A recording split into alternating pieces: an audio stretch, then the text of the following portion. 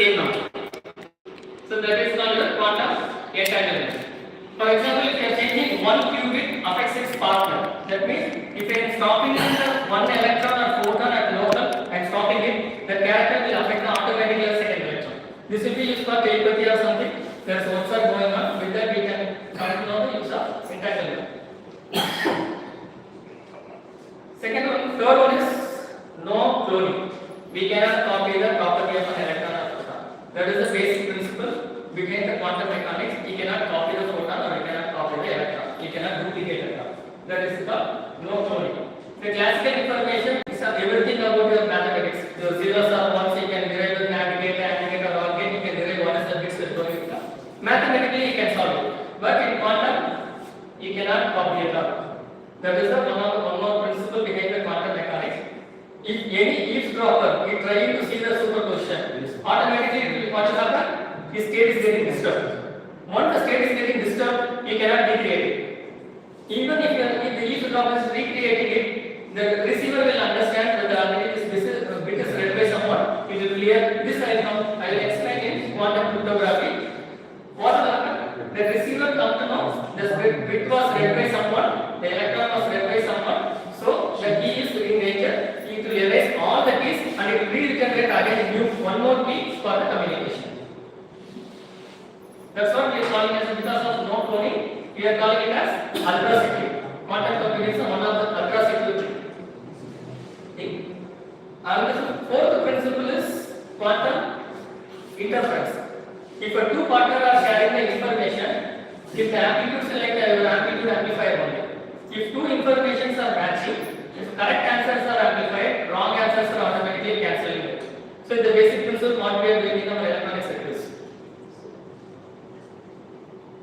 And fifth one, Heisenberg uncertainty. Heisenberg uncertainty, one of the important thing, you cannot do two works parallelly at a time. If a car is moving, either you can measure the velocity or you can measure the distance. Both the things you cannot do at a time.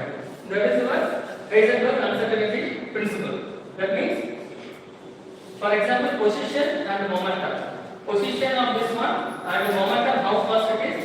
This person cannot be able to measure both at a time. That is one of the important property. And it's a fundamental in nature. If our physics, if you are here also, you cannot measure both the parameters at a time. You are able to measure it one by one only. With this, why these five principles are very important in your quantum computing or quantum communication? First one is your superposition, whatever it is, multiple possibilities. As the first slide I showed, all the combinations, permutations and combinations will be executed by the quantum computer simultaneously. That's what your superposition plays an important role.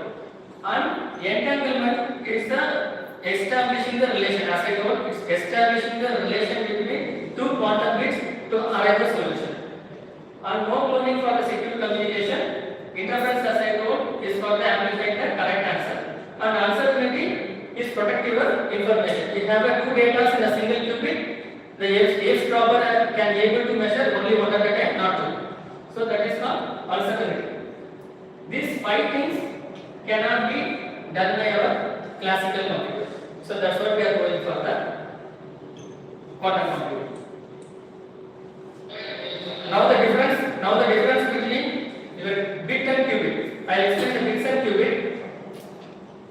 First one is states. Your classical bit is having either 0 or 1. But I have a third state. In qubit, I have both the conditions. That is your qubit. Stability is very stable. In your CMOS or NMOS circuits, with the biasing, I can get either 0 or 1. But here, this is very fragile. It is in because superposition state, it can be disturbed. So that's not very fragile in nature qubit. And third one is copying.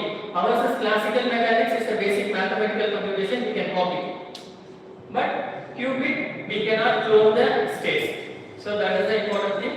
And the fifth one is processing. As I told, classical computer can do in a sequential manner. Even though you have a parallel processor, the processor also will do in a sequential level. You cannot do simultaneous. We can see multiprocessing. We are telling you. Multiprocessing means two processors doing two independent operations, but that also will do sequentially only, not in parallel operation. So, but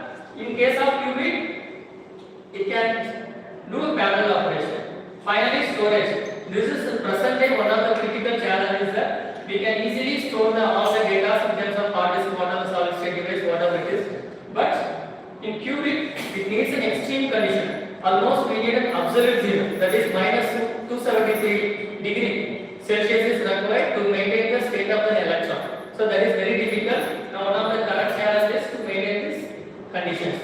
And the last one is speed. It's very slow as it is a sequential manner and exponentially faster to do multiple solving of the problems, that is optimization problems in parallel. So this is the basic difference between the classical bit and a qubit. And okay, now we are telling about electrons and photons. What they will use to generate, to make it, to get the electron and photon? What is the material they will use for the quantum computing? So here three types are there basically. One is by superconductor. Superconductor by using a aluminum, niobium, or one Josephson junction is there. Two aluminum layers will be there. They will apply current. In that the electrons will be generated for the operation. It's for artificial atom. That means there is no specific atom of the element in the periodic table. It is artificially generated electron to process your quantum computing.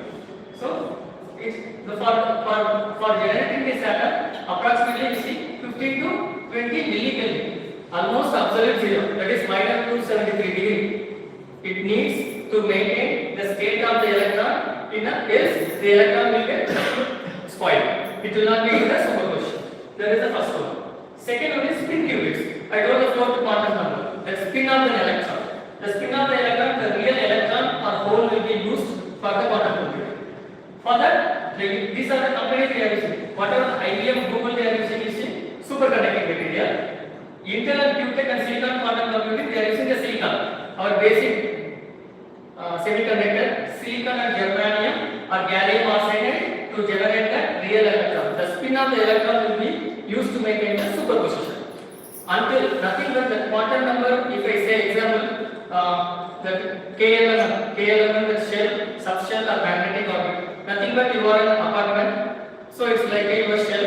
In that rooms are called subshell. In the room, your magnetic direction, the orientation of the electron is called your magnetic spin number. In that room, for example, two bits are there. For example, assume that two bits are there. One is an upper bed, one is a lower bed. If you are closing the room, we don't know where I am, in upper bed or lower bed. That is the spin quantum number. So that spin quantum, using that concept, they are generating the electron. Then a trapped ion. Trapped ion is nothing but in the valence shell, you are trapping one electron by principle and using that electron for your quantum processing. That is called a trapped ion. And finally is the photons. Photon is nothing but a laser how we are generating by using gallium arsenide or indium arsenide. What we are doing? We are exciting the material, the electrons will jump from lower energy to upper energy. While coming back, it will generate a photon. That photon, the basic physics concept is used to generate photonic particles for the quantum communication. Further, the present day, they are using maximum of indium and gallium arsenide. And one more thing is that you can see SPDC, spontaneous parametric down conversion crystal. Why this particular material is very important is it is used for your entanglement. Entanglement, I told already, we need two particles. This what we will do. One more, I think, basic law of conservation of energy. Energy can neither be created nor be destroyed. But we can convert one form of energy to another form of energy. So what this crystal is doing, if you are sending a light, for example, it is split into two. Your wavelength will be split into two. For example, if you are sending a UV rays, it is split into two red color wavelength ions. So that's what this specific crystal they are using for entanglement. Single source, if you need two electrons, this particular crystal will be used. For example, if you see blue or violet, it into twin red photons, but it needs almost 4 Kelvin temperature to generate. For quantum cryptography, in this particular condition. Okay, this is up to the basics. Then I come to the qubit. So everybody knows the qubit. Now I told it is a state of an electron. The qubit is represented by a single atom. Single atom or single electron or single photon, whatever you assume, the qubit is represented by the single element. So it is having a two states, either 0 or 1. But the 0 or 1, you can see, if the electron is in ground state, it is called 0. If it is in excited state, it is called 1. This will be done by a microwave. A microwave of high frequency will be sent inside the atom to excite the electrons to come to the superposition state, will be used for the quantum computing. That is the basic thing. Clear? I think this everybody is a basic mathematical peak or not. Generally we will use our state representation using key is a column vector. So whenever my state is going from 1 to 0 is called written as state 0, and my state is 0 to 1 is called state 1. Why? Because the superposition we are calling this one means if you are using normal digital gate basic probability 0 or 1, you are getting 0 is 1 by 2, getting 1 is 1 by 2. If you are adding it, you will get 1. That is the sum of the probabilities. But here what you are doing, 0 itself will not take the same state. It will be oscillating. That means it will be in between 0 or 1, or 1 will be in between 1 or 0. So for that, my harmonic gate if I do, that 0 itself is 1 by root 2. That means 1 by 2 into 1 by 2, 1 by root 2 into 1 by root 2, you will get 1 by 2. So the basic probability will come into picture using the harmonic gate. So for that only the sum of probability of getting 0 is alpha square. Alpha square is nothing but 1 by root 2 whole square will get 1 by 2. And similarly state of getting 1 is again 1 by root 2 whole square will get 1 by 2. If your normal digital gate, I tell is 1 by 2 for 0, 1 by 2 for 1. That is the probability. The sum of probability in any system if you take, the sum of probability will get 1.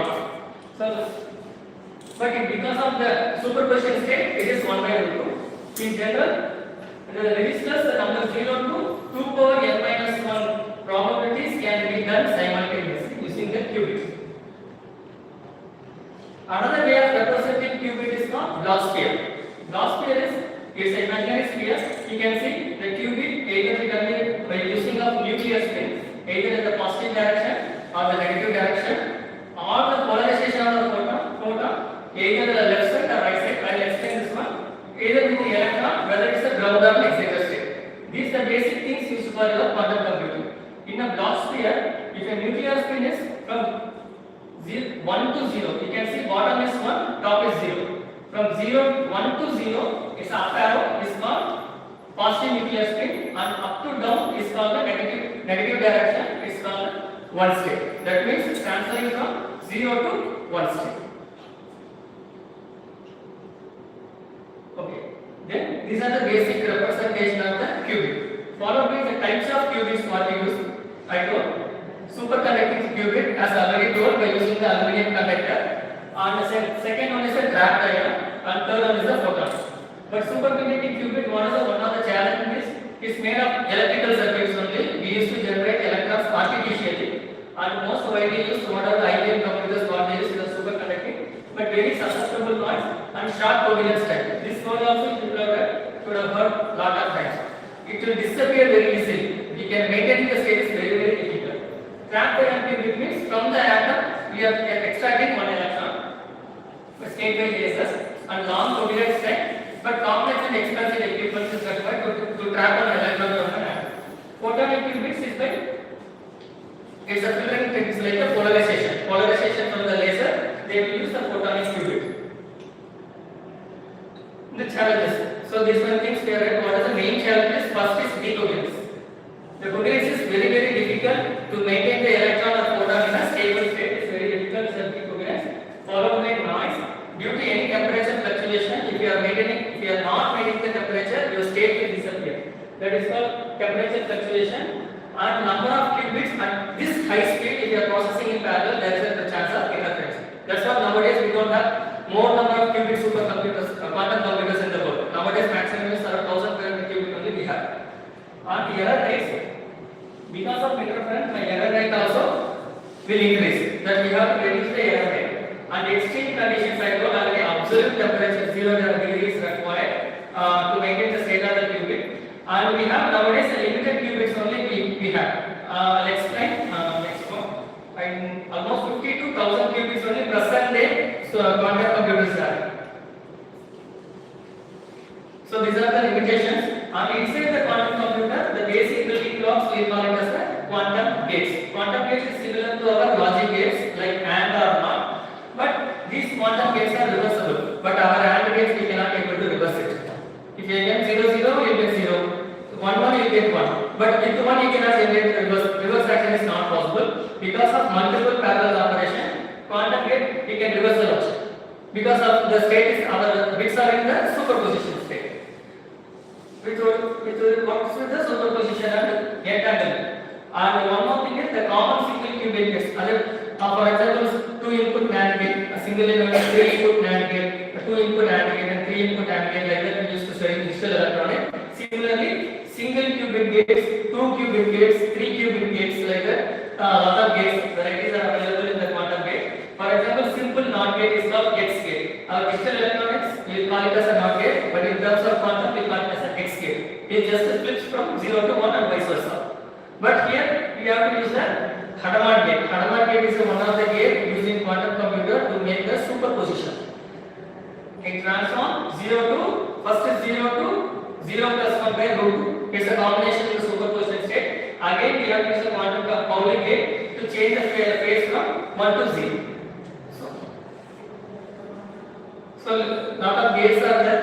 Okay, this is a Hadamard gate to convert our gate to superposition state, and Pauli gate for NOT gate, and Pauli Y gate to transform into a complex number.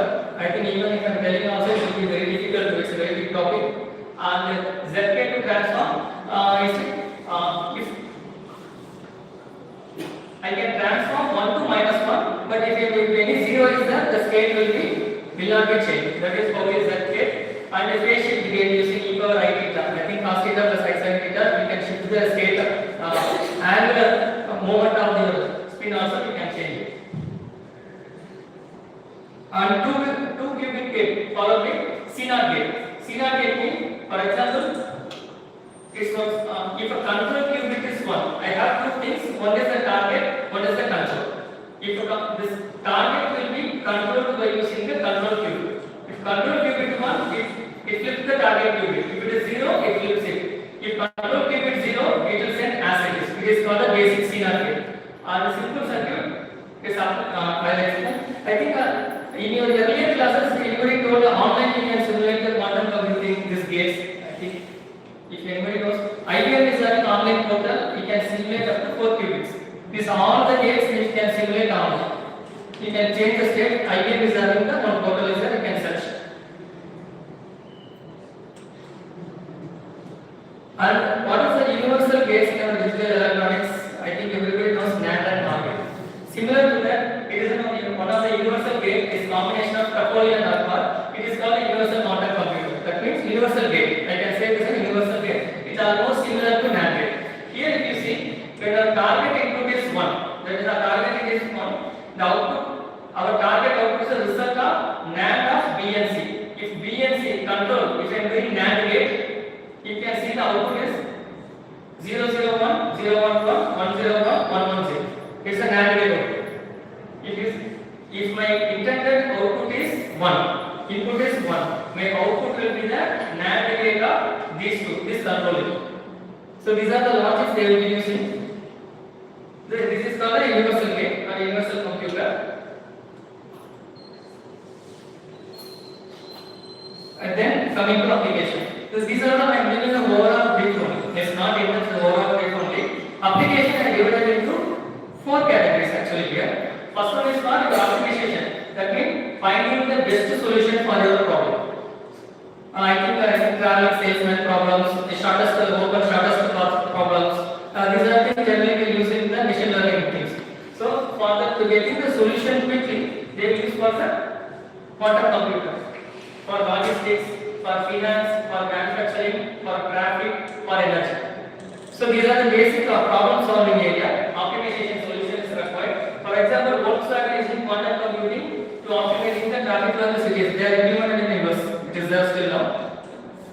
And second one is an artificial intelligence. That is quantum machine learning. This is also I think one of the topic in your Atlas I think for faster training of AI models and for your neural networks and with your data set you can arrive at what is the pattern of the system. This is the one of the things very your decrypting your keys, everything we can do with this artificial intelligence. And third one is the cryptography, which I will cover in the next afternoon session. Cryptography to send the safest code from the transmitter to receiver to transfer the information without affecting by the eavesdropper. And the fourth one is the drug discovery, as I told initially, the simulating the molecules. Here if you see the cytochrome P450 enzyme is in our body. This only will react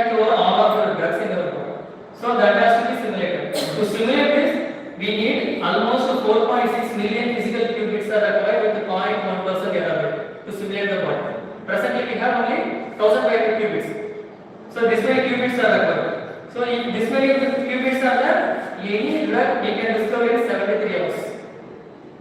So that much qubits are required to get the faster solution of your drug, whatever reaction of the drug for the new unique pandemic. So that is required. So one of the important breakthrough will be there in the drug discovery. And the current technology what we have. So current technology in the market as of now, atom computing with 1180 qubits, they are using the neural atoms. Now presently they are using this IBM they are using the superconducting, they have 1120 qubits as of now. Why these qubits are getting limited means, as I told, because of interference, because of instability due to maintaining the temperature, that will be very difficult. That's why this still the technology is evolving. And recently in November 2025, IBM has introduced Deptof. This is the 120 qubits. It is like a parallel processing. So they introduced it. And what is the future? So this is my assumption. So like this may be there in future. So you can see now present the technologies are more stable qubits are there with a long coherence time. This is the present R&D works are going on for better error correction. And roughly in 2030 to 40 specific domain. I told for example post-quantum cryptography. I think sir that explained. I think it's so. So post-quantum cryptography and internet algorithm. 40 plus I think fault tolerance server and revolutionary. I told it will take almost a decade. I think I told 4.6 billion qubits are required. We may expect it will be around 2040 for the drug discovery and climatic modeling and artificial intelligence. One more thing, quantum computer alone it cannot give solution. It has to work with the classical computer also. We cannot avoid classical computer. Quantum computers provide the solution, but we have to work with the classical computer. So we cannot only quantum computer, only quantum computer will not be there. It's a combination. It's a mutually understanding both the technologies works together. It cannot replace the classical computer. Okay, with this I am concluding. I think how many of you know about this society? So we have in industry we have an industrial revolution. Industrial revolution started with the steam engines, then followed by the electricity, followed by the mass production, followed by computer. Nowadays IoT, future is human robot collaborative works. That is comes under industrial revolution. Accordingly, we are also evolving in the society. So now we are in the society, 21st century. We started with hunting society, and the agrarian societies, agriculture has started, followed by the industrial society. And so industrial society starts with the industrial revolution. So where the steam engine got invented, and followed by the information society, what we are presenting. 1996 when computers has been started. Evolution has come. The information has started processing. That 20th century, almost end of the 20th century, you can see industrial revolution also started. That means internet has been evolved. 1983 is the first internet has been released. Followed by now fourth industrial revolution. What we are talking about IoT, artificial intelligence, whatever machine learning, whatever it is comes under fourth industrial revolution. Now one more I will see here. It is the fifth industrial revolution. Human has to collaboratively work with the machines to get the solution. That is the fifth industrial revolution. That time we will be in the super smart society. That means now presently the technology is grown to deliver all the whatever items are going to the home. Still advanced to imagine. So that will be the fifth industrial revolution with the society 5. To evolve this optimization, whatever it is, the quantum computing, we are assuming it to be a part of the society in future. Thank you. Thank you very much. Thank you for giving the opportunity. Second half, this is only the basic. Second half, I will just touch about quantum cryptography. How ISRO has demonstrated the quantum cryptography in SAT and basic I will explain that some basic protocols and how the cryptography is used, how it has been demonstrated, what is the concept behind it. After one session, I will explain. Thank you. Thank you very much.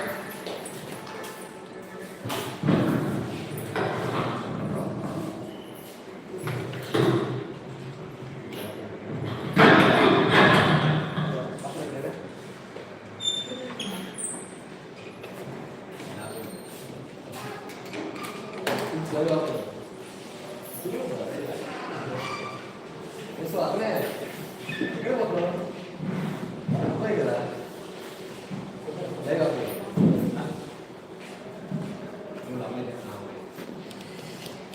you, sir, for your valuable session about quantum computing, sir. It truly broadened us to get explored